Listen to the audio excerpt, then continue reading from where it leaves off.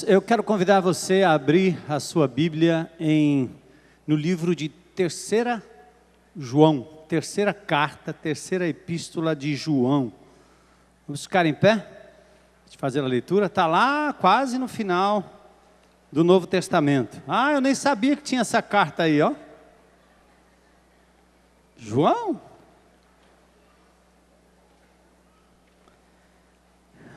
Antes do Apocalipse, tem Judas.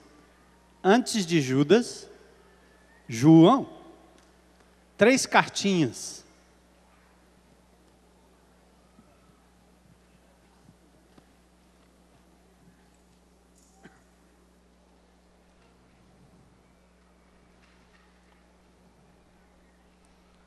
Acharam?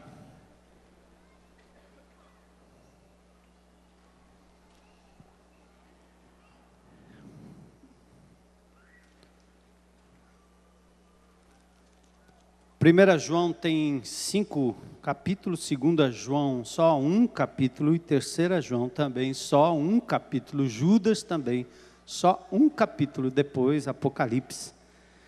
João é o mesmo discípulo amado de Jesus que reclinava sua cabeça no peito do mestre nos momentos em que eles tomavam a ceia juntos. É o chamado discípulo amado. João escreveu o Evangelho de João, é um evangelho bem simples, bem universal, fácil de compreender, bom de ler para quem está começando a leitura bíblica. Depois ele escreve 3 cartas, 3 epístolas. A primeira epístola de João nós já estudamos aqui como igreja. Depois 2 João e aí 3 João. Ele se autodenomina o presbítero. Olha o verso 1. O presbítero. A palavra presbítero é a designação de liderança na igreja primitiva. O presbítero, o pastor e o bispo. Referem-se esses 3 termos à mesma pessoa, de acordo com a descrição do apóstolo Paulo no livro de Atos, no capítulo 20. Olhai também por vós, e sobre o rebanho de Deus, sobre o qual ele vos constituiu bispos para pastoreardes o rebanho. Ele chama os presbíteros e fala isso. Então, João é o presbítero que escreve ao amado Gaio, provavelmente um líder na igreja, a quem amo na verdade. Olha o verso 2 agora, preste atenção comigo. Amado, oro para que você tenha boa saúde e tudo lhe corra bem, assim como vai bem a sua alma. Aqui João está dizendo, eu quero que você tenha tanta saúde física do seu corpo, quanto você tem saúde espiritual. Você vai bem espiritualmente, mas eu também quero que você vá bem do ponto de vista do cuidado com o seu corpo. Nossa resolução hoje tem a ver com isso. O presbítero ao amado Gaio, a quem amo na verdade. Amado, oro para que você tenha boa saúde e lhe corra bem, tudo lhe corra bem, assim como vai bem a sua alma. Hoje à noite nós queremos tratar de uma resolução importante que tem a ver com a saúde do nosso corpo. Vamos orar. Senhor Deus, Deus que se fez gente, Deus que habitou entre nós, Deus que foi visto cheio de graça e de verdade na pessoa de Jesus. Jesus amado nosso Senhor, que andou entre nós, comeu entre nós, bebeu entre nós, descansou entre nós, dormiu, foi gente de verdade, se preocupando com a gente, como somos, como estamos. Quero te pedir, Jesus, que através do teu Espírito, esta congregação inteira e todos os que nos ouvem pela internet, ou que ainda nos ouvirão, vá essa palavra aonde for, que cada um, Senhor, hoje esteja consciente do quanto o Senhor se importa com a nossa saúde e o nosso bem-estar. Ajuda-nos, Pai amado. Nós não queremos mais ser reféns de um mundo que prioriza, Senhor, o ganho, que prioriza, Senhor, aquilo que dá lucro em detrimento daquilo que é saudável. Pai, que o teu povo seja tocado pelo teu Espírito. Eu não tenho forças para fazer isso, mas os meus olhos estão postos em Ti hoje à noite.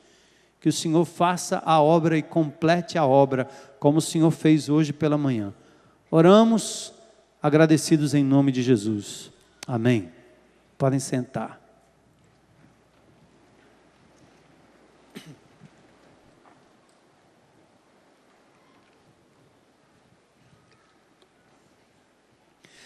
Quero relembrar para vocês o que nós falamos acerca dos hábitos, a força do hábito, da pessoa que faz a mesma coisa do mesmo jeito repetidas vezes. Hábitos são comportamentos repetitivos que nós vamos adquirindo ao longo dos anos. Paulo diz em 1 Coríntios 15, 33, as más conversações corrompem os bons costumes. Ou seja, bons costumes, bons hábitos, que levam anos para você adquirir, são destruídos ou podem ser destruídos em um momento, através das más conversações, das más companhias, da pressão que nós recebemos de amigos, às vezes de parentes e às vezes até dos nossos próprios pais. Não é fácil se livrar de hábitos autodestrutivos. Nós sempre persistimos em fazer aquilo que nos destrói física, emocional e espiritualmente. Paulo escreve sobre isso em Romanos capítulo 7, verso 18 e 19.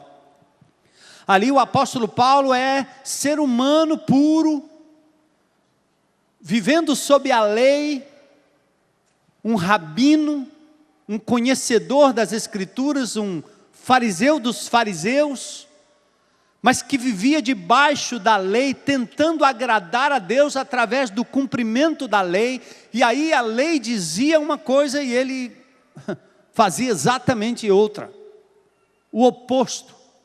Então ele descreve mais ou menos assim: sei que nada de bom habita em mim, isto é, em minha carne, porque tenho desejo de fazer o que é bom, mas não consigo fazê-lo ou realizá-lo. Pois o que faço não é o bem que desejo, mas o mal que eu não quero fazer, esse eu faço. E é assim que acontece com pessoas que se veem presas com os grilhões do vício, de algo que sabe que é prejudicial, como o fumo, como o excesso de comida, como a comida errada. Hábitos, mau hábitos de não cuidar da sua higiene bucal, o mau hábito de não dormir do jeito certo, na hora certa, no tempo certo. São hábitos que a gente vai adquirindo. E a exemplo do fumo, a exemplo da bebida, a exemplo da droga, estes outros hábitos são tão destrutivos quanto estes que eu acabo de mencionar. E o apóstolo Paulo diz: eu luto contra eles, mas eu não consigo. Eu sei o que é certo, mas eu não consigo. É interessante que isso parece um vício que começa com uma virtude. Comer é bom, comer demais é gula. Gostar e amar de alguém é bom. Quando isso vira uma idolatria e você se entrega totalmente a uma pessoa, é exatamente o excesso daquilo.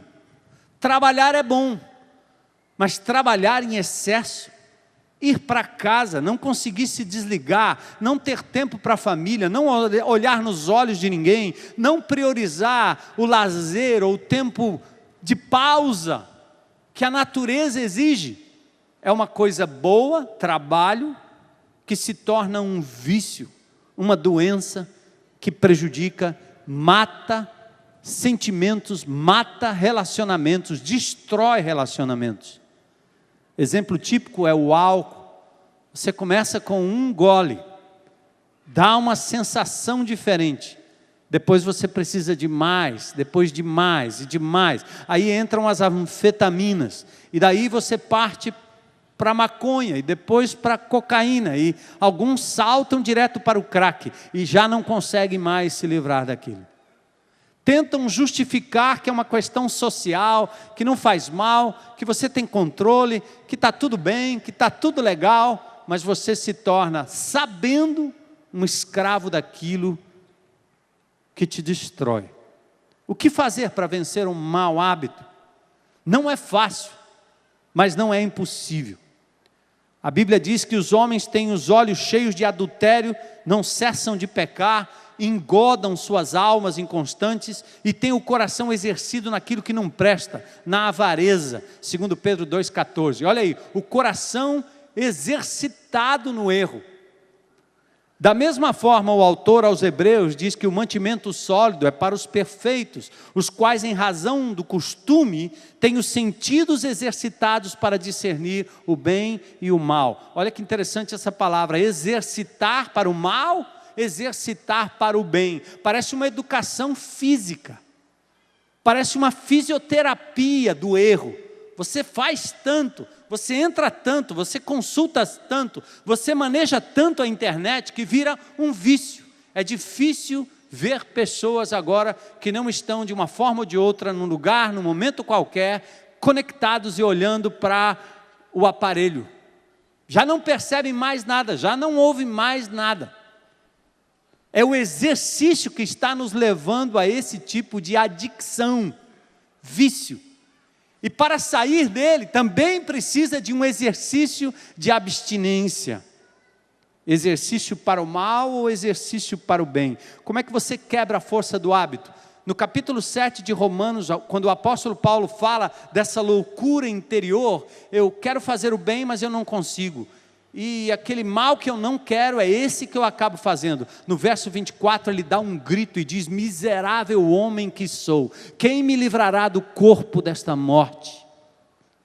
Paulo grita por socorro.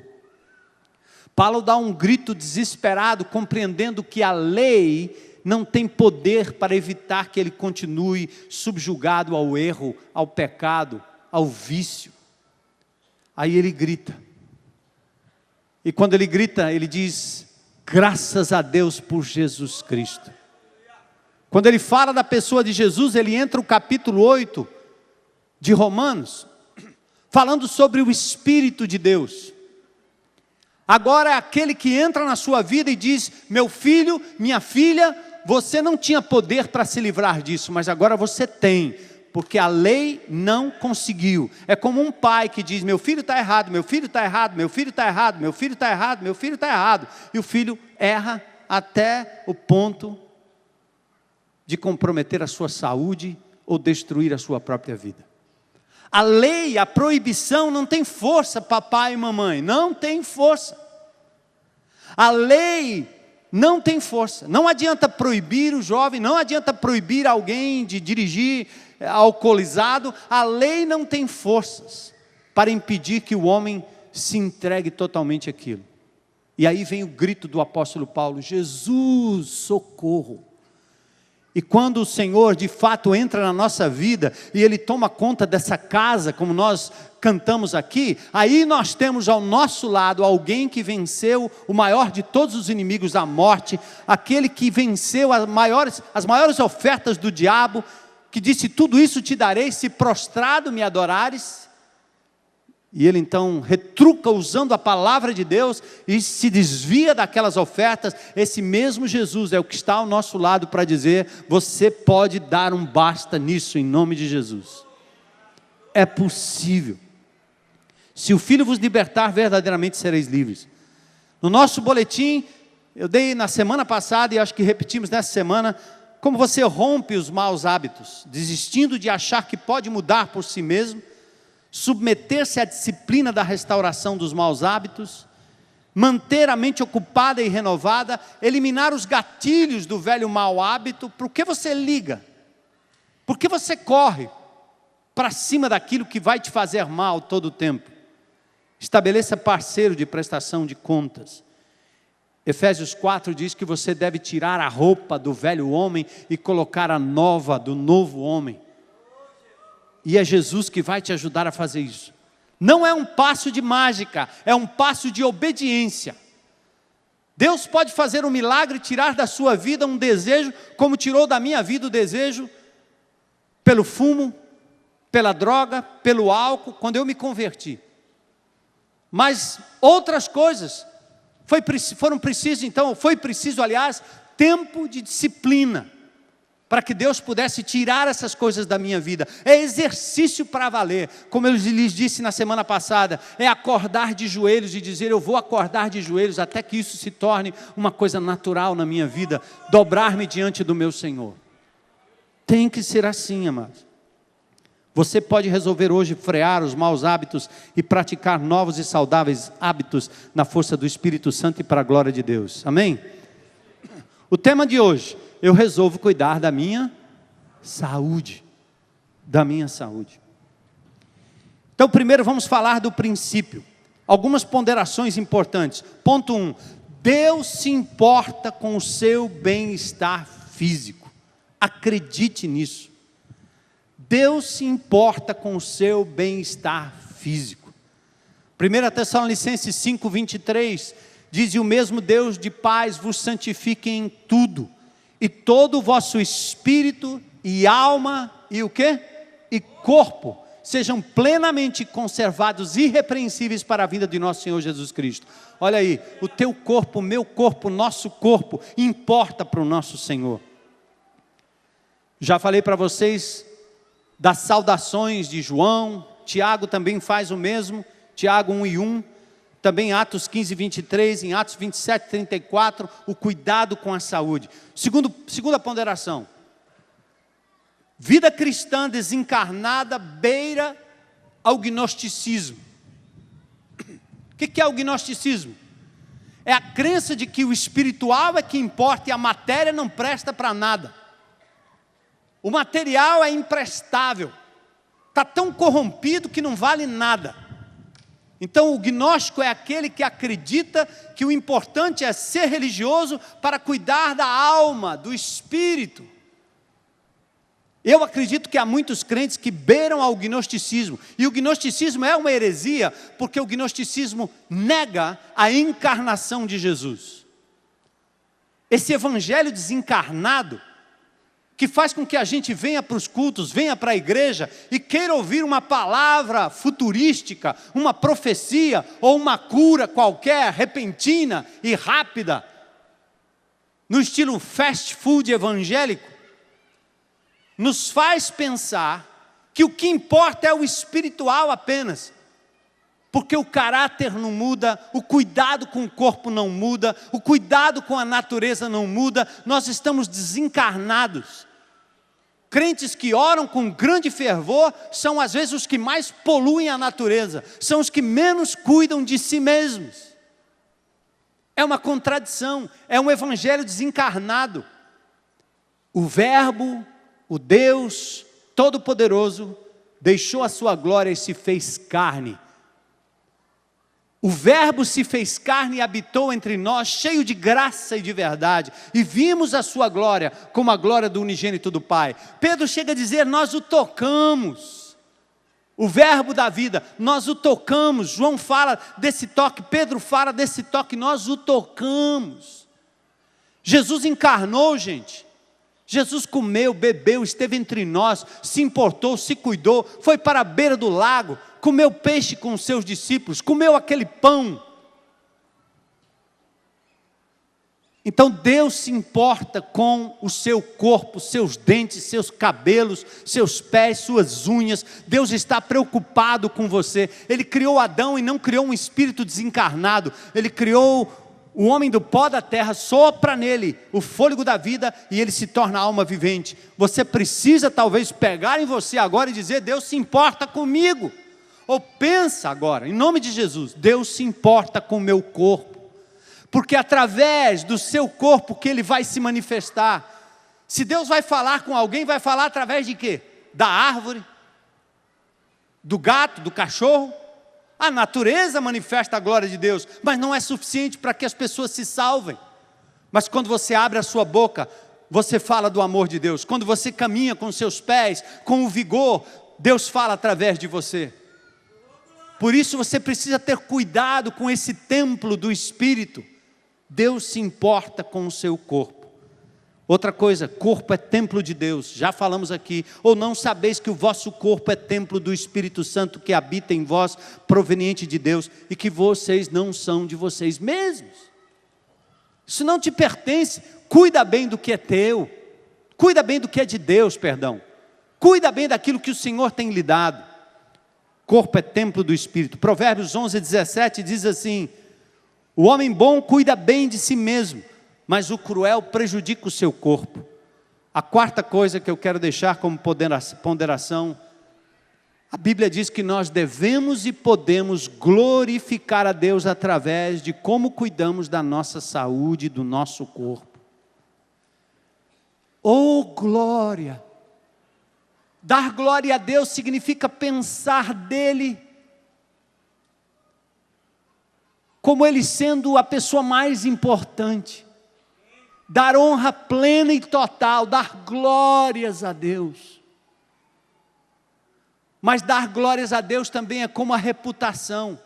São as pessoas olhando para você e dizendo: glória ao Deus dessa pessoa, glória ao Deus que você serve, porque eu vejo na sua vida, eu vejo no seu corpo, eu vejo na sua casa, eu vejo nas suas coisas, eu vejo na sua caminhada, eu vejo na forma que você cuida da sua saúde, a glória do Deus que você quer que eu sirva.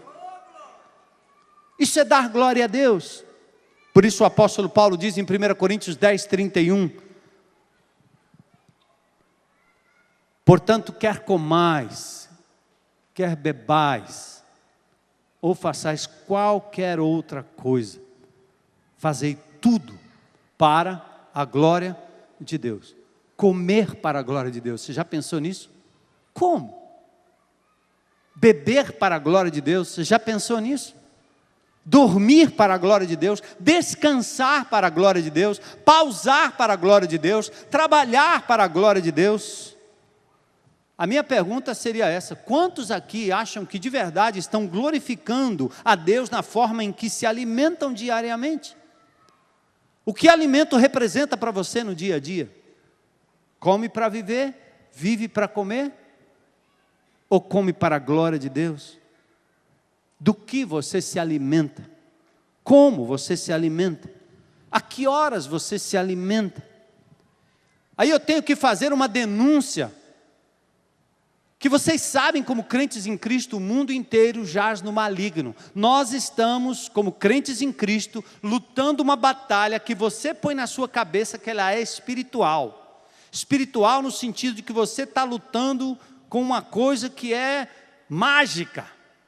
E você não percebe o que o inimigo está fazendo através dos meios de comunicação, na sua casa, mudando a sua forma de ser, a sua forma de agir, a forma dos seus filhos serem, dos seus filhos agirem. Você não percebe que você compra o que o inimigo oferece, você é aliciado por aquilo que o inimigo quer. Na área da alimentação não é diferente. Como vivemos num mundo dominado pelo maligno, temos que supor que a indústria da comida, da bebida, conspira contra a saúde, apelando para os olhos. Você come o que é colorido, vermelho, amarelo. Seus filhos aprenderam a comer o que é colorido, não porque é natural, mas porque é artificialmente colocado como colorido. E você come aquilo que o seu paladar está acostumado. Tem que ser adocicado, tem que ter gosto doce em tudo. A indústria trabalha dessa forma, para vender para você aquilo que é mais prático, aquilo que lhe impede de comer aquilo que o Senhor quer, da forma que o Senhor quer. E eu não estou aqui para falar de dieta de A, nem B, nem C. Não estou aqui preocupado com o emagrecimento de ninguém, eu estou preocupado com a saúde, e o que é que nós estamos colocando como combustível nesse corpo? embalagens químicas mudaram a programação natural do nosso cérebro. O nosso organismo se acostumou com aquilo que nos destrói e adoece, e nós achamos isso muito engraçado. Às vezes nós estamos aqui sendo atacados, aliás, eu quero denunciar duas coisas. Uma é a indústria alimentícia, que nos ataca com aquilo que oferece, que é artificial, que tem gosto de, mas não é, tem cor de, mas não é. E depois você tem a outra indústria, que é a indústria farmacêutica, porque se a indústria do alimento te adoece no dia a dia, a indústria farmacêutica te cura, não é não? Mas Jesus disse que os sãos não precisam de médico. Ele falou isso porque ele veio buscar os pecadores. Mas ele disse também, e é fato, de quem tem uma vida saudável, depende cada vez menos de médico. Porque previne, porque anda de forma saudável para a glória de Deus. Bom, eu quero agora abrir um tempo aqui de diagnóstico.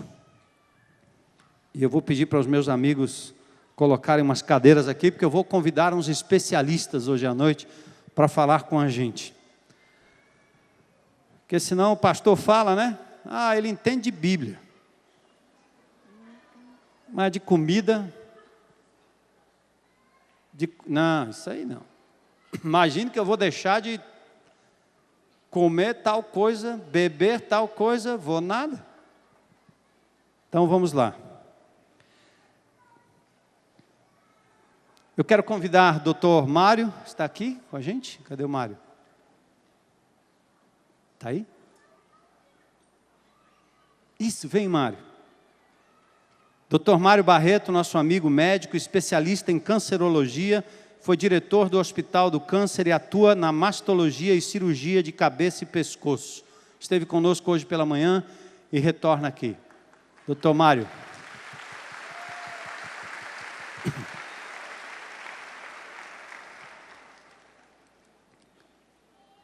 A doutora Midian, nutricionista.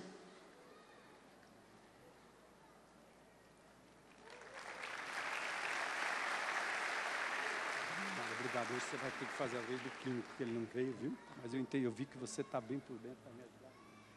E a doutora Benaísa está aí? Cadê a Benaísa? Isso, vem! Dentista. Aê! Já que o alimento entra pela boca, é bom a gente saber como é o negócio, né? Valeu, Benaísa. Isso aí, pai.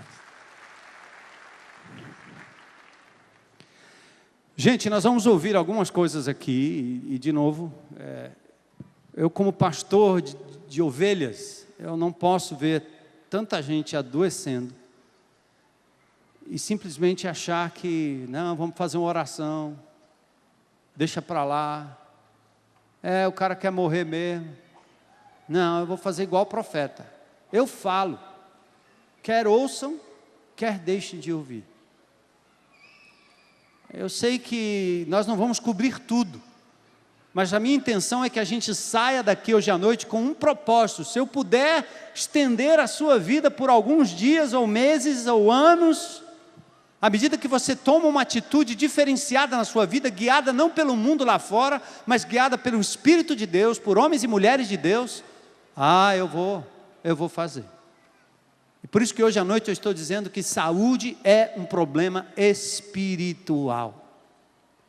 E que Deus está preocupado com o seu bem-estar. Hoje de manhã nós tivemos aqui alguns profissionais da área de educação física. Domingo nós teremos esses mesmos profissionais aqui e outros eu quero convidar também. Nós estamos aqui medindo pressão do povo, fazendo aquele teste como é que chama aquele teste? Da glicemia, já viu que eu não entendo nada, né? E nós estamos aqui fazendo o teste de glicemia. Então, se tiver mais médicos aqui, quantos enfermeiros tem aqui?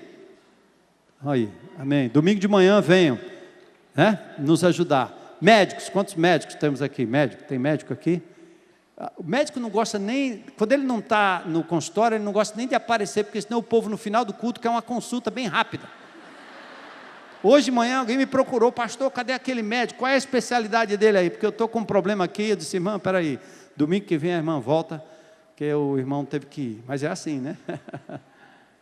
Vem nos ajudar. Você da área médica, você da área de educação física. Hoje nós tivemos um tempo gostoso aqui e foi anunciado, está no seu boletim, domingo, das 7 às 8h30. Aí às 8h30 nós começamos o culto ali e eu vou falar do mesmo texto que eu falo domingo à noite, só que você terá feito já um exercício legal e domingo a gente continua também. Então eu queria começar, primeiramente, pedindo ao Dr. Mário que comentasse para a gente a questão da saúde dos brasileiros.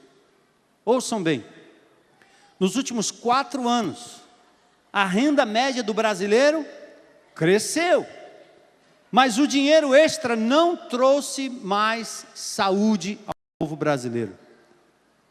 O Brasil está mais gordo e mais sedentário.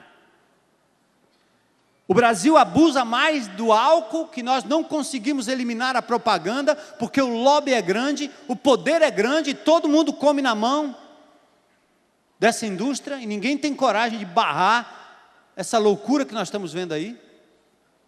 Cada dia tem uma cerveja diferente, com um nome diferente, tem até nome que é uma abominação. Mas é legal, né?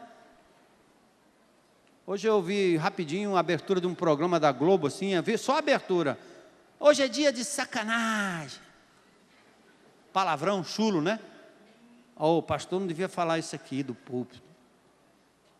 Vocês estão ouvindo? A Globo está fazendo isso. Nós estamos nas mãos deles. É isso que eles estão dizendo para as nossas famílias ao meio-dia. É isso que eles estão dizendo para a gente, vendendo para a gente. O Brasil está abusando mais do álcool, come menos feijão, menos fruta, menos hortaliça, está mais sujeito a hipertensão e diabetes. Essa é uma pesquisa anual do Ministério da Saúde, que pesquisa 54 mil moradores de todas as capitais. Os dados mais alarmantes são os índices de sobrepeso e obesidade. O objetivo do trabalho é monitorar hábitos alimentares de comportamento que contribuem para o aparecimento de doenças como diabetes, hipertensão, enfisema pulmonar, câncer e etc. E Dr. Mário, como um cancerologista ou alguém que lida na área, eu queria que ele nos falasse um pouquinho sobre a saúde do povo brasileiro e qual a relação da alimentação com esse estado. Boa noite, igreja. A paz do Senhor Jesus a todos. Bom, a gente, imaginando a definição de saúde, a Organização Mundial de Saúde, que fala que saúde é o bem-estar mental, físico e social de alguém, não significa simplesmente a ausência naquele momento de uma doença. Se alguém não tem um bem-estar nessas 3 áreas, não tem saúde. E, com certeza, grande parte da nossa população, da população brasileira, está carente de uma boa saúde, principalmente pela sua forma de viver, seu estilo de vida, focado principalmente em maus hábitos alimentares e na pouca prática de exercícios físicos, né?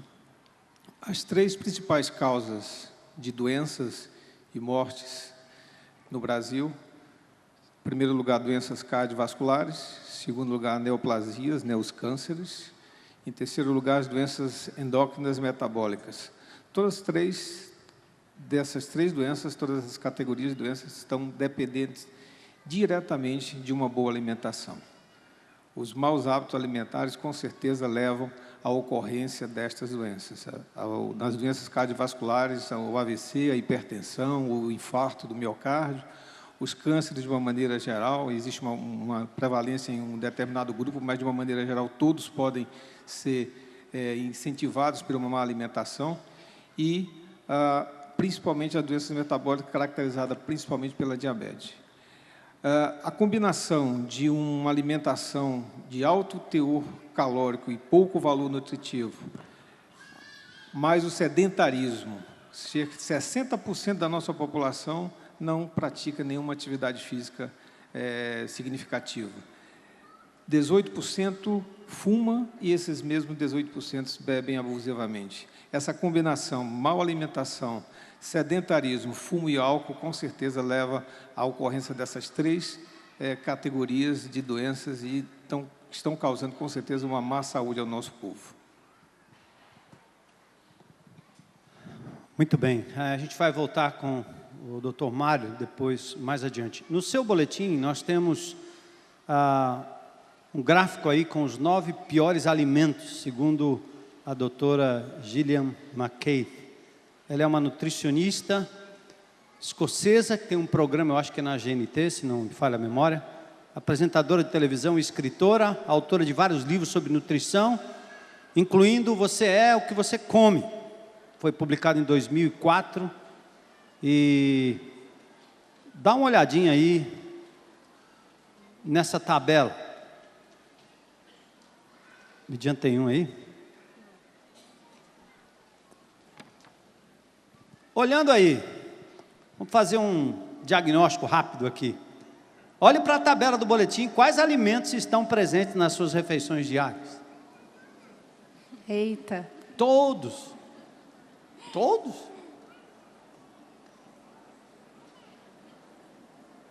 Os 9 piores alimentos.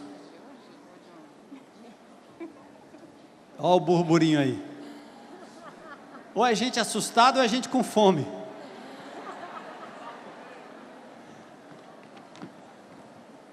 Bom, eu vou pedir para a Midian, então, fazer algum comentário aí. Talvez ela queira destacar os piores ou alguns outros aí que a gente talvez não tenha colocado na lista, mas, Midian, o que é que você pode dizer para nós sobre esses alimentos? É esse tipo de comida que nós estamos comendo mesmo?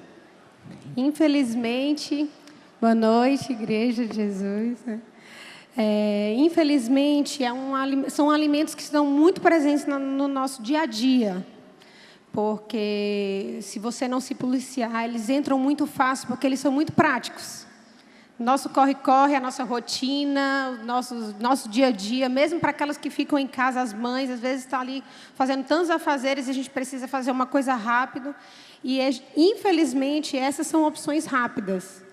E eu poderia aqui, talvez, falar, mas tem até uma descrição bem interessante do lado, que depois vocês podem ver com calma, mas eu queria só enfatizar que alguns deles acabam trazendo um efeito entorpecente.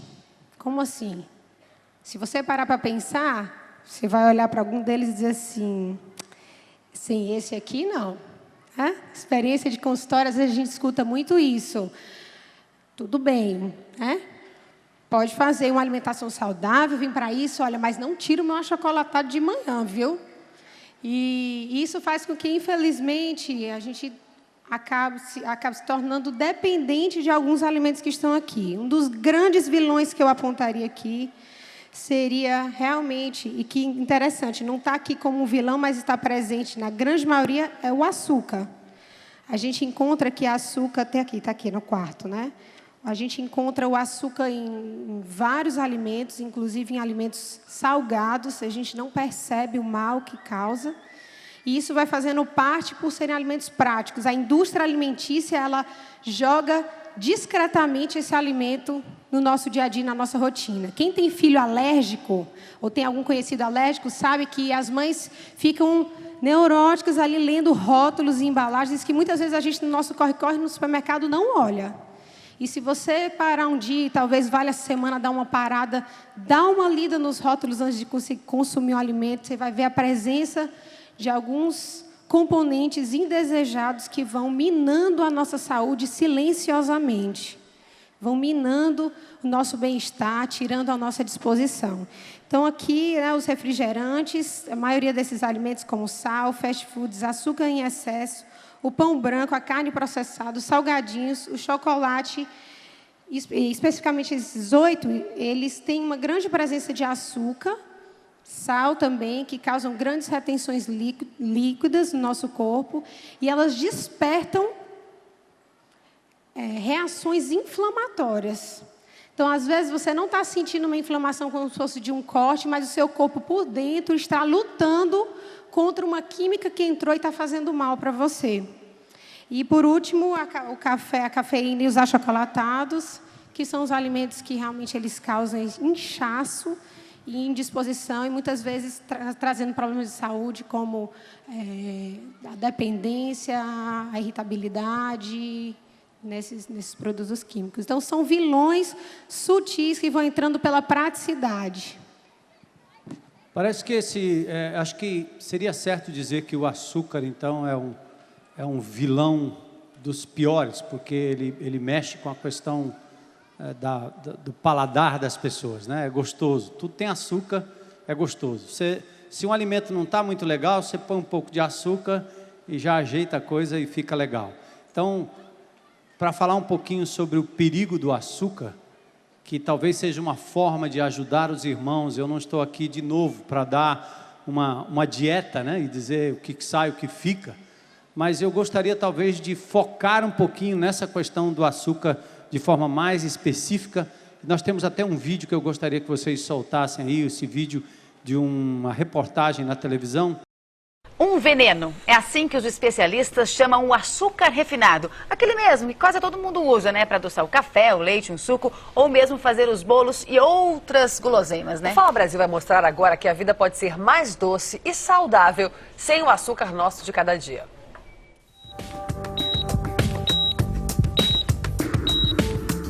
Dois anos de vida sem nunca pôr açúcar na boca.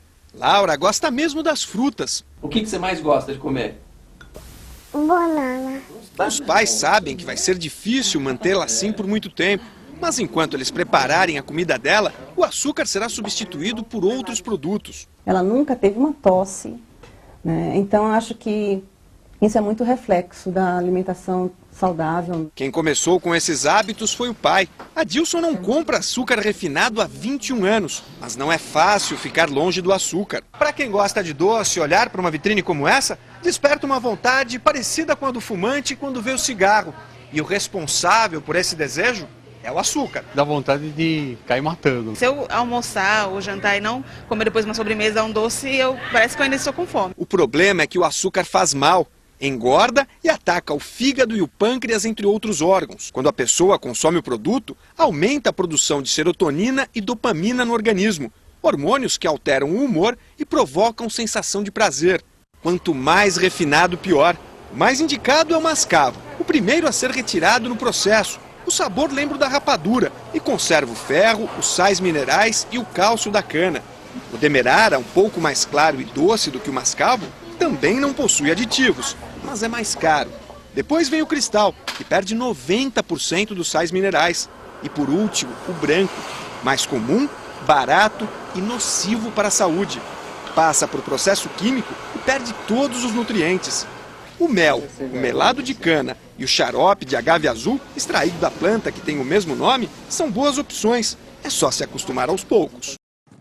Pronto, agora eu queria perguntar para a Benaísa, né, nossa dentista, como é essa situação do açúcar e a relação com a perda de dentes, né? O açúcar tem a ver com isso, questão da cárie, como é que o açúcar funciona na boca dos adultos e das crianças também. Boa noite, igreja, paz do Senhor. Assim, a cárie, ela é uma doença multifatorial. Ela é influenciada pela bactéria presente na boca, que é o agente, é influenciada pelo tipo de estrutura dental de cada pessoa, e ela tem um terceiro fator, que é o fator mais importante, que é o meio ambiente bucal, né?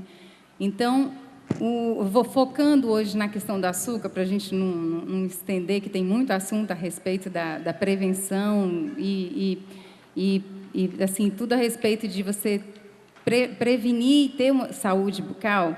Mas focando no açúcar, a gente tem que cuidar do ambiente bucal. Porque quando o ambiente da boca está ácido, é que as cáries aparecem. E de que forma que a gente permite que o ambiente bucal fique ácido? As bactérias presentes na boca vão se alimentar dos restos alimentares, e, à medida que elas estão se alimentando, estão fermentando esses restos alimentares, elas produzem ácidos. E esses ácidos tornam o meio bucal ácido. Então, o açúcar é um prato cheio. para as bactérias. A cárie é uma doença que já existe há muitos anos, tem estudos antropológicos que mostram presença de cárie antes de Cristo, só que o boom da cárie mesmo, assim, a explosão da doença cárie, se deu com o aparecimento do refinamento do açúcar, né? O açúcar refinado, ele é de muito fácil digestão por essas bactérias, então ele é um alimento muito acessível, então promove uma multiplicação celular muito rápida e uma produção de ácido gigante. Então, assim, a gente tem que evitar que o meio bucal fique ácido.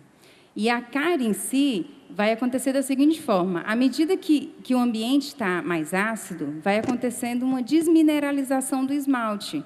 O esmalte vai perdendo mineral, a dentina vai perdendo mineral, e aí vai desmanchando, digamos assim, a estrutura dental.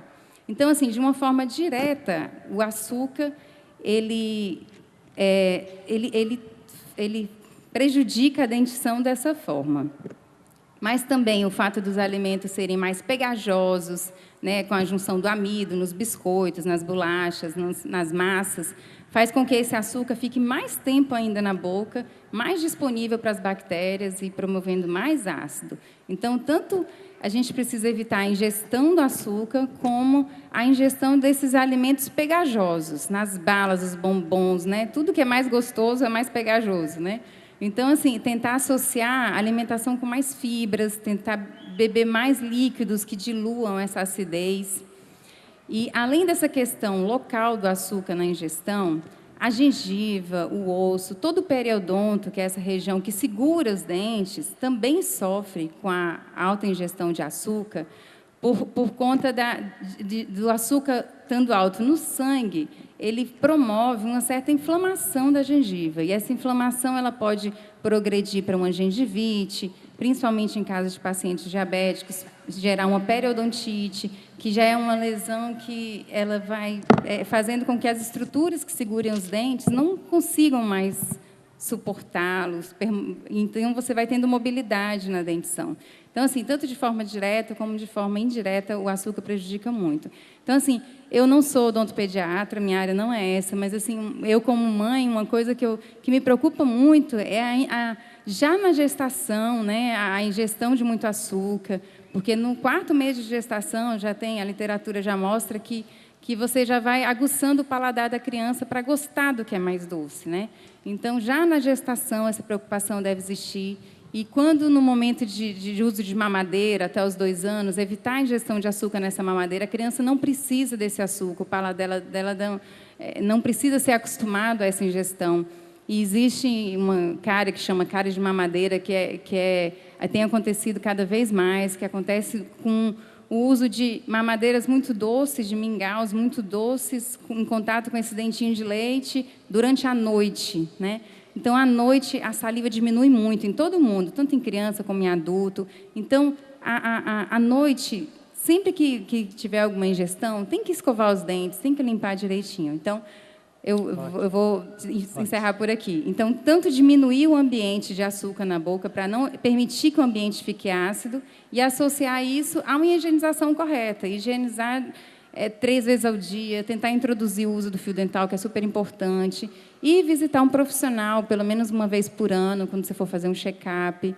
Então, o cuidado é uma questão de hábito, como o pastor falou, né? Quem não tem um hábito, tenta juntar o momento da escovação, do uso do fio dental, alguma coisa que você já tem o hábito. Eu passo protetor solar todo dia de manhã. Então, toda vida que for passar o protetor solar, use o fio dental.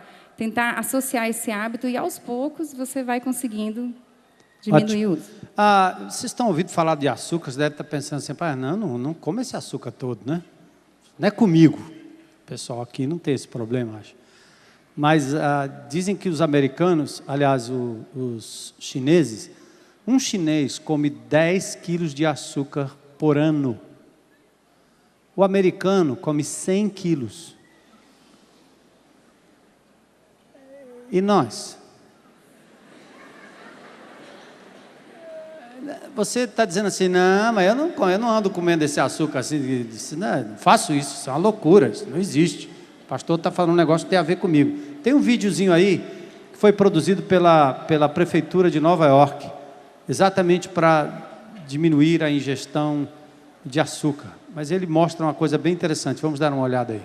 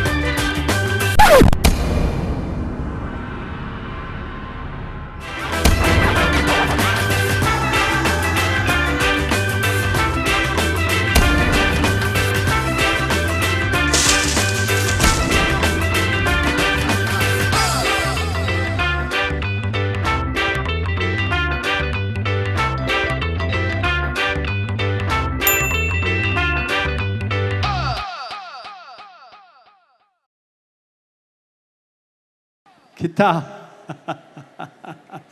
Você... Jesus. Você não come 16 pacotes de açúcar porque você bebe. Os caras com refri do lado ali, né? Censurando o cara que estava sendo só autêntico. E até se livrando de outras químicas que vão destruir o corpo dele.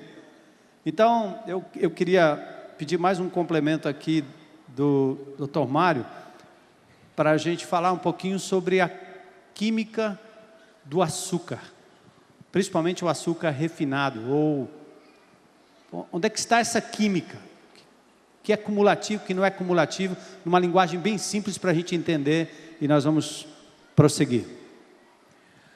Bom, o açúcar, como todos sabem, é derivado da cana de açúcar, né?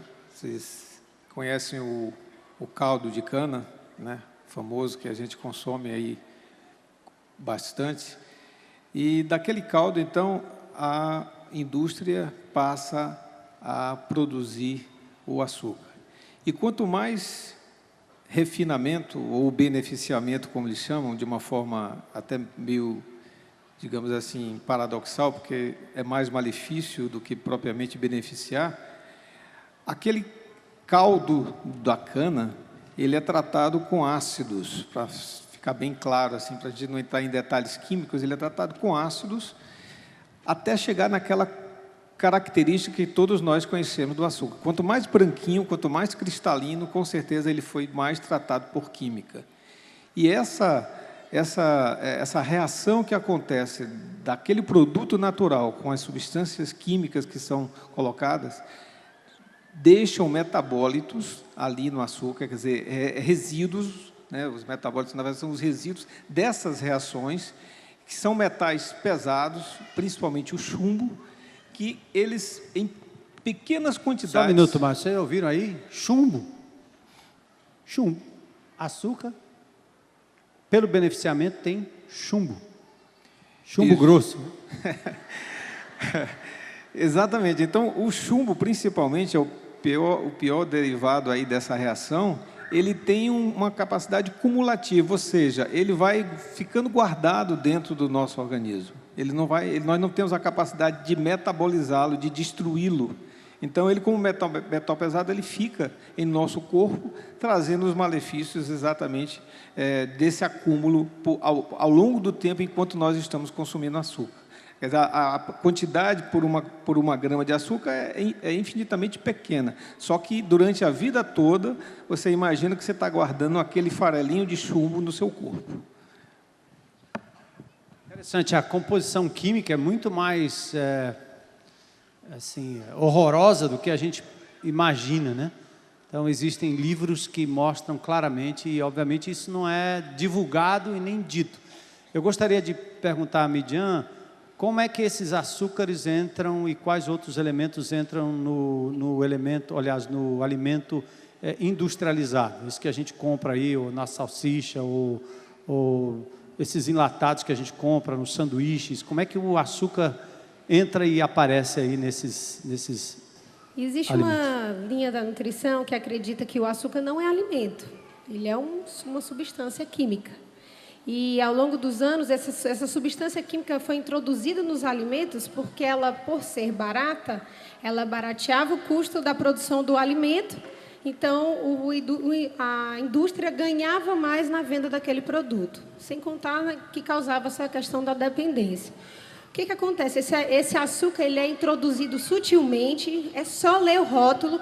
Lembrando que rótulo... Só um segundo, existe aquele quadrado na tabela dos alimentos, onde tem carboidratos, proteínas. Quando fala em ler rótulos, não é somente aquela informação, mas é a parte de ingredientes. Procurar nos ingredientes a presença do açúcar naquele alimento que está sendo comprado. Então, sutilmente, esse açúcar ele vai sendo introduzido por 2 fatores. Um, para conferir a palatabilidade mais aceitável, mas também para conferir um menor custo ou uma dependência química mesmo. A necessidade de comer de novo. Por quê? Quando nós ingerimos açúcar, substância química, aqui eu estou falando do açúcar refinado, porque, na verdade, existe o açúcar natural do alimento. As frutas têm açúcar.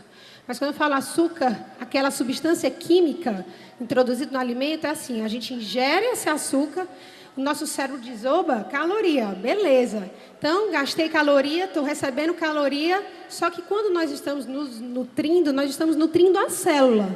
Na hora que o corpo gastou toda a energia para mastigar, engolir, absorver, lançar no fígado, do fígado para a corrente sanguínea, para entrar nos órgãos, tanto trabalho, na hora que aquela substância chega na célula, a célula diz, cadê o nutriente? Eu me satisfiz naquela hora, mas o nutriente não chegou lá na minha célula. Então, o que acontece? O corpo diz assim, cérebro, estamos com fome. Quem aqui já viu, eu já teve a experiência de comer, por exemplo, uma macarronada, com macarrão branco, macarrão molho vermelho, sente fome mais rápido do que comer, por exemplo, um prato de arroz, feijão, salada e algum tipo de carne magra. Quem já sentiu essa sensação, né? Come o macarrão, né? As pessoas já levam, come o macarrão, come a macarronada, dá 1h30, estou com fome. Por quê? Porque na hora que essa substância química chegou, ela não nutriu a célula. Existem obesos desnutridos. Existem muitos, a maioria dos obesos são desnutridos. Quer dizer, são indivíduos que têm necessidade nutricional na célula. A gente até chama no consultório de fome oculta. É aquela fome da célulazinha lá dentro que diz, olha, você comeu muito, mas você não satisfez, né? Interessante que, lembrando, e às vezes em consultório a gente vê muito isso. Você às vezes fala, olha, vamos comer de 3 em 3 horas, vamos aderir a hábitos saudáveis, coisas simples, vamos beber água, né? Procura comer volumes pequenos, distribui isso durante o dia. Quantos de vocês não conhecem pessoas que fizeram cirurgia de redução de estômago? Sabe o que acontece na alimentação dessas pessoas? Se você acompanha e convive com uma pessoa que fez cirurgia de redução do estômago, ela come de 3 em 3 horas, ingere líquido entre as refeições, não come comida gordurosa e não pode comer açúcar, porque senão ela tem uma síndrome chamada síndrome de dumping. Quer dizer, tudo que ela poderia fazer sem precisar mexer na sua estrutura corpórea de uma forma, às vezes, agressiva, chegando num estágio em que realmente precisa, por já estar comprometendo a sua saúde como um todo, com as doenças que o doutor fala com tanta propriedade. Então, o ideal e o apelo, se eu pudesse fazer, é, por favor, não esperem chegar ao ponto de precisar de uma intervenção mais radical para entender que é o simples fato de você se disciplinar, comer de 3 em 3 horas, tentar selecionar os alimentos, seja seletivo, lendo rótulos, olhando, né? A gente aqui às vezes nem percebe, mas dentro de um shoyu, um molho, né? A base de soja, muito utilizado na culinária japonesa e chinesa, ele contém açúcar. Então, o açúcar está presente também nos alimentos salgados. Valeu. Vou pedir para o doutor Mário, talvez, dar para nós alguma consideração geral nessa matéria.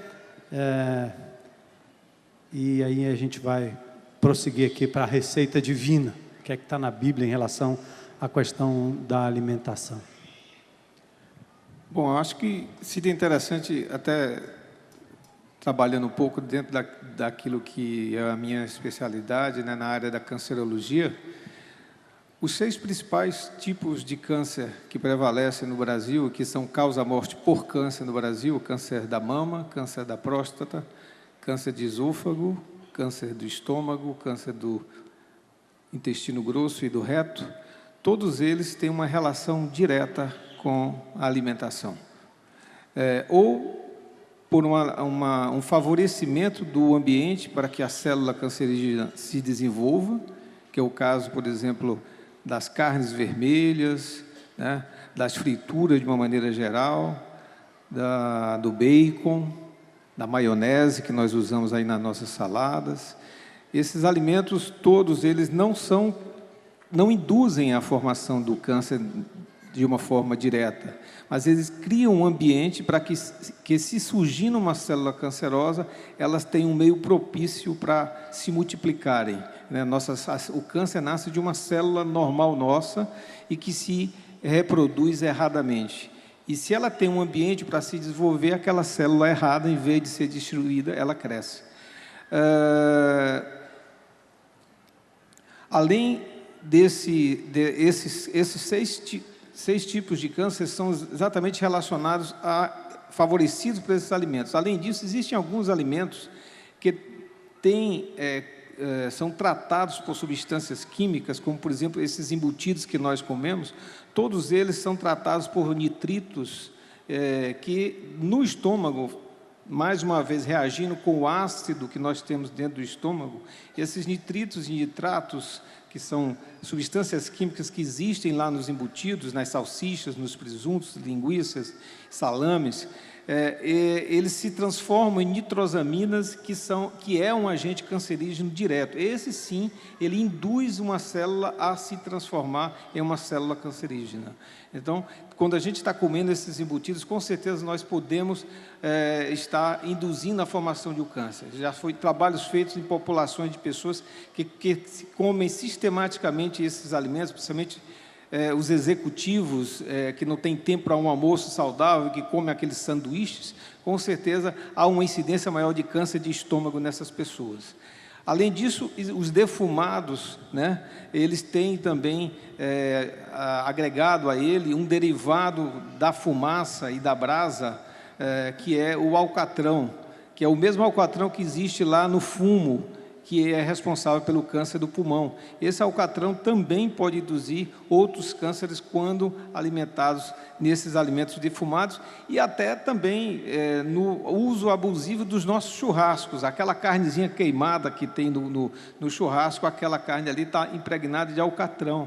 Então, obviamente que eu não estou dizendo que ninguém coma churrasco, o cuidado nesse tipo de consumo, porque com certeza esses alimentos todos, de alguma forma, ou induzem ou favorecem o desenvolvimento do câncer. Gente, nós vamos agradecer aí a participação de cada um desses nossos profissionais da área.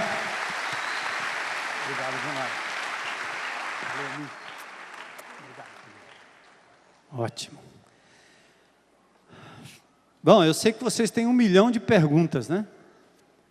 Mas nós teremos no site várias informações, www.ibc.org.br. Entra lá no site, interage, vocês vão ficar sabendo de outras oportunidades em que a gente vai falar sobre alimentação saudável. Talvez o que vale para nós aqui, alguns conselhos práticos, primeiro, você precisa tomar uma decisão como Daniel tomou. Daniel, lá no capítulo 1, verso 8, quando ofereceram a ele a iguaria do rei, para se tornar melhor apresentável diante do rei, ele disse: eu prefiro essa dieta aqui, na dieta na base de legumes. E graças a Deus o servo do rei acabou cooperando com Daniel. Mas eu gosto daquele texto que diz: Daniel resolveu não se contaminar. Não é fácil, porque não é fácil espiritualmente lutar contra o mal, contra o mundo, contra a indústria alimentícia, contra essa loucura que está nos levando a comer coisas que acumulam no nosso organismo, e anos depois, lá na frente, você vai dizer: oh meu Deus, por que comigo? Já acontece porque nós estamos nesse mundo mal. Mas será que não vale a pena tomar algumas resoluções agora, para a gente poder viver de forma mais saudável? Resolva no seu coração. Do ponto de vista bíblico, nós temos duas instâncias em que Deus recomenda a alimentação. Primeiro, lá em Gênesis capítulo 1, versos 29 a 30, depois de criar o homem à sua imagem e semelhança, depois dos 6 dias da criação, depois do dia de descanso, aquele 7º dia, o Senhor então orienta Adão e Eva a comerem de todas as sementes de frutos da terra. Preste atenção, Gênesis 1, 29 a 30, disse Deus: eis que lhe dou todas as plantas que nascem em toda a terra e produzem sementes, e todas as árvores que dão frutos com sementes, elas servirão de alimento para vocês. Eu dou todos os vegetais como alimento, a tudo que tem em si fôlego de vida, a todos os grandes animais da terra, e a todas as aves do céu, e a todas as criaturas que se movem rente ao chão. Isso é o que Deus deu para o ser humano, para comer. Eu conheci um naturalista africano que dizia: quanto mais perto da árvore, melhor. Hoje de manhã nós estávamos ouvindo uma outra nutricionista falando que os alimentos que de verdade prestam são aqueles que podem permanecer na sua cozinha por mais 1 ou 2, 3 dias, como uma fruta. Mas alguns alimentos industrializados não suportariam fora da geladeira, porque eles têm metais químicas pesadas. O refrigerante é um dos maiores vilões. Então nós precisamos retomar esse costume que hoje está nos supermercados. Você comer a boa alimentação. Quanto mais próxima do pé, quanto menos processado, melhor. E troque, eu acho que dizem que existem 3 pós brancos que são mortais, né? O açúcar é um deles. Alguém perguntou hoje de manhã: então eu posso tomar o quê? O adoçante? Que tipo de adoçante? Os adoçantes também não prestam, mas tem aqueles que são menos prejudiciais. Então depois você pode fazer uma consulta e quem sabe, lembra daquele pai que usava mel na sua casa e deixava os seus filhos entenderem o azedinho, o amarguinho, sabores que são naturais, que nós perdemos completamente, porque tudo que você dá para a criança, ela quer que coloque um molho, porque ela quer que coloque açúcar. Tendo açúcar, está resolvido. E olha o que vai acontecer ao longo dos anos e ao longo dos tempos. Prefira as frutas, prefiram os legumes, prefiram os vegetais.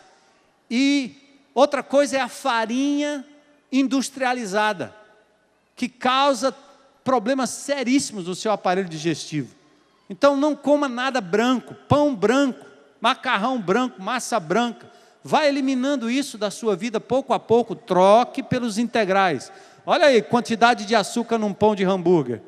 2 colheres de açúcar. No carioquinha, 2,5 colheres. Imagine você de manhã: me dá 2,5 colheres de açúcar.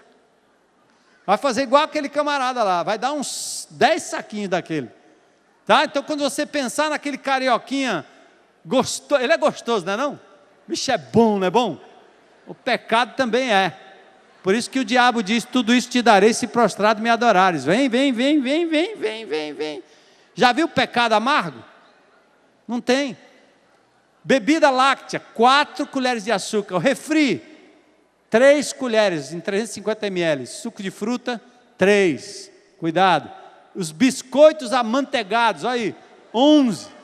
Biscoitos recheados, 12. Eu estou dizendo. Vejo vocês no céu.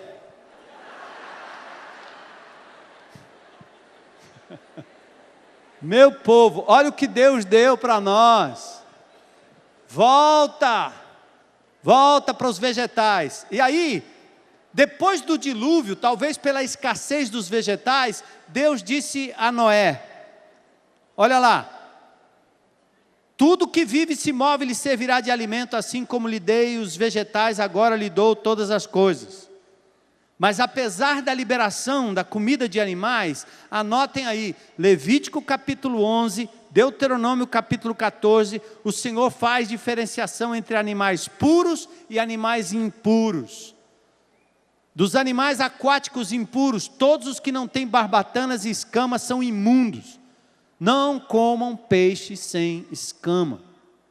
O nosso caranguejo e o nosso camarão é igualzinho. Eu comparo isso, que eu ouvi isso do naturalista africano, que tinha uma língua vermelha como ninguém nunca vi, não tinha aquela coisa cebosa na língua, que fica na língua de muita gente. Pense num camarada. Ele disse assim, olha, ninguém com bom senso chegaria num restaurante e pediria um urubu assado. Por que você não vai comer urubu? Porque o urubu é o que come o que não presta na natureza, tá certo? Oh, pense num bicho que deve ser ruim de digerir. Agora, todo crustáceo é exatamente isso. Deus fez os camarões, as lagostas, exatamente para criar um ambiente mais limpo nos mares. Então, você está comendo um caranguejinho, quinta-feira, limpa toda a sujeira do mar e engole. Tem até o chico do caranguejo, não é não? Legal. Então vá comendo aí. Aí quando você comer um, pensa assim, olha, esse urubu está uma delícia. Mais ou menos assim. Deus não deixou esses animais para serem comidos. E principalmente esses que são criados hoje aonde? Em fazendas. Onde lá eles são bombados por elementos que você come, porque eles vão ficar desse tamanhozinho, bem rapidinho, porque tem que engordar de outro jeito, como o gado também. Se livra disso, meu irmão, em nome de Jesus. Aves imundas, águia, falcão, abutre, ninguém come, nem corvo, nem avestruz. Avestruz estão comendo por aí. Andorinha, gaivota, gavião. Deus não deixou nada em vão na sua palavra. Restabeleça o paladar pelo que é natural, cereais integrais, prefira o integral, frutas, verduras e legumes, água, e sucos naturais. Então, vamos fazer uma resolução para essa semana, para terminar, está aí no seu boletim, já viu? Eu decido. Eu decido, anote aí, a semana que vem nós vamos ver, uma semana de jejum de açúcar, é a cocaína branca, está no boletim aí? Jejum é a cocaína branca, e o biscoito é o traficante. Esconde a droga que ninguém pega. Aí dá na boca do seu filho, um biscoito aí, mãe. Cala a boca aí, menino, dá um biscoito para ele. Toma açúcar, meu filho, vai. Um pouquinho de chumbo, de cádmio, esses nitritos, bota aí, meu filho. Uma maravilha. As crianças gostam demais.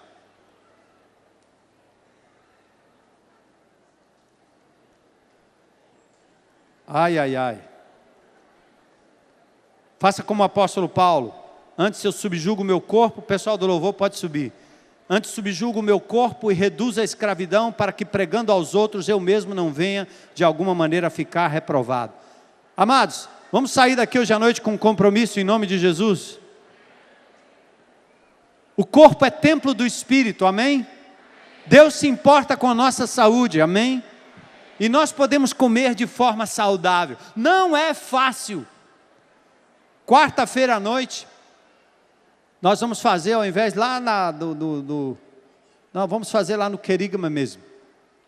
Nós vamos ter uma outra aula sobre alimentação lá no Querigma. Depois, se der certo, a gente inverte para fazermos aqui no Pedras também. Nessa próxima quarta-feira, vamos ter aqui um tempo precioso, aprendendo um pouco mais sobre a alimentação, como você substitui, como você faz, os pratos maravilhosos. Eu não vou dar o endereço lá da dona Heloísa, porque ela é especialista nesse negócio, e que tem me feito muito bem ao longo dos anos, graças a Deus, né? Eu não me lembro o dia que eu passei um dia no hospital, não me lembro. Pode ser que daqui em diante, depois de falar isso, né, o Senhor permita um espinho na carne e eu vá para qualquer canto, até para a cova. Mas até aqui o Senhor tem me ajudado. E foi mudando hábitos na minha vida. Tirei o leite, porque leite é para bezerrinho. Tirei a carne, só a carne do carneirinho, né? Tirei os crustáceos. Acabei com essa questão da farinha branca, que me faz mal. Hoje eu me sinto mal quando eu como alguma coisa doce, me sinto mal. Mas tem o sabor apurado para os alimentos. Qualquer que seja o gosto, você curte, porque ele tem um valor nutritivo para o seu organismo. Isso te dá mais ânimo, te ajuda a participar melhor do seu trabalho, estar mais atento, esperto para servir a Deus da melhor forma possível. Isso aliado, obviamente, ao exercício físico que nós vamos falar na próxima semana. 4 ponderações aqui. Deus se importa com o meu bem-estar físico.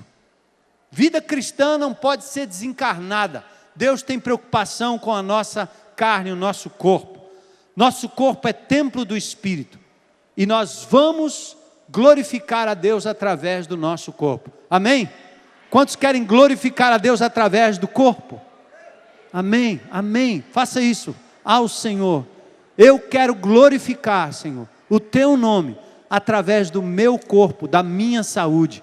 Ajuda-me, Senhor, em nome de Jesus. Opera em mim o milagre, Senhor, de querer, de resolver, abrir mão de coisas que eu sei que são destrutivas para a minha vida. Ajuda a cuidar melhor da minha família, dos meus filhos, Senhor, daqueles que dependem de mim. Em nome de Jesus, Senhor. Opera poderosamente na vida do Teu povo para a glória do Teu nome. Pedimos isso em nome de Jesus. Amém.